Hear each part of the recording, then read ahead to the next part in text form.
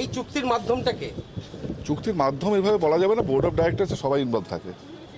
তবে এটা ঘটনা সঞ্জয় বসুর সঙ্গে তার সম্পর্ক ছিল, ব্যবসায়িক সম্পর্ক ছিল, তিনি হয়তো মূলত উদ্যোগ নিয়েছিলেন, কিন্তু it's not that, it's my perception.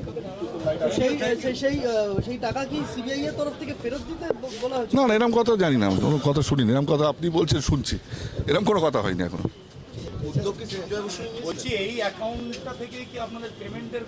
এটাই 98 সাল থেকে, যখন থেকে প্রফেশনাল ফুটবল চালু হয়, কোম্পানি ছাড়া আই লিগ খেলতে পারে না। আই লিগ খেলা দলগুলো সবকটাই কোম্পানি, সেই জন্য মোহনবাগান অ্যাথলেটিক ক্লাব, যেটা শতাব্দী প্রাচীন ক্লাব, সেটা তো আছেই, পাশাপাশি এই কোম্পানিটাকে ফর্ম করা হয়েছিল 98 সাল থেকে, এটা চলে আসছে। সমস্ত ফুটবলের খরচ খরচা এই কোম্পানি থেকেই হয়।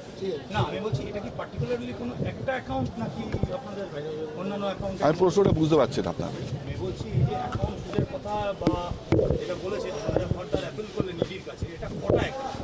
আমাদের একটা অ্যাকাউন্টকে ফ্রিজ করেছেন, সেটাই মূল অ্যাকাউন্ট, সেটাই সবসময় আমরা সেটা থেকেই করি।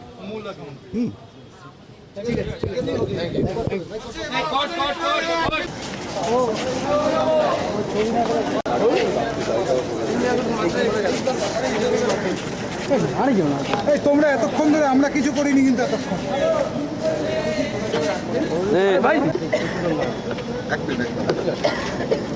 আমি finance manager, United Mohun Bagan football team private.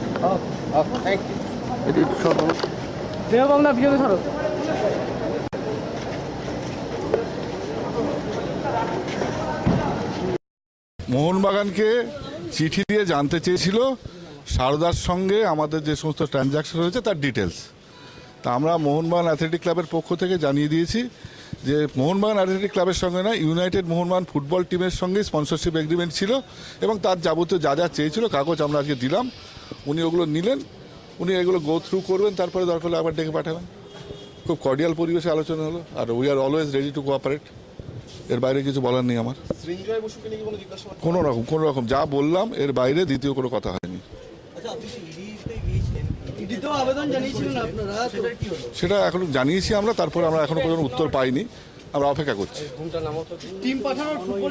আমি ফুটবল টিমের অন্য কিছুতে কথা বলবো না, আমি ফাইন্যান্স বা এই ব্যাটারি কথা বলতে পারি, কারণ I am not authorise to tell যে ফুটবল টিম যাবে কি যাবে না। না এখনো দেখেন, বলুন তো, সেরকম কোনো কথা হয়নি, দরকার হলে ডেকে পাঠাবেন, আমরা অলওয়েজ আসবো। ইউনাইটেড মোহনবাগান ফুটবল ক্লাব তারা কত টাকা পেয়েছিল সেটা কত বছর, কোন বছরের কোন সালে চুক্তি ছিল? আমাদের সঙ্গে চুক্তি হয়েছিল যখন চুক্তির মেয়াদ ছিল 3 বছর, কিন্তু 1 বছরের প্রথম বছরেই তারা ছিল ডিফল্টার। আমরা যে চুক্তি অনুযায়ী যে টাকা পাওয়ার কথা ছিল সেই টাকা আমরা পাইনি, ফলে দ্বিতীয় বছর থেকে আমরা চুক্তি কন্টিনিউ করিনি। ওই প্রথম বছরের চুক্তির টাকা আদায় করতে আরও দুটো ফাইন্যান্সিয়াল এড লেগে গেছিলো। 10-11তে চুক্তি ছিল, প্রতি বছরে 2 কোটি করে, 1,94,50,00,000।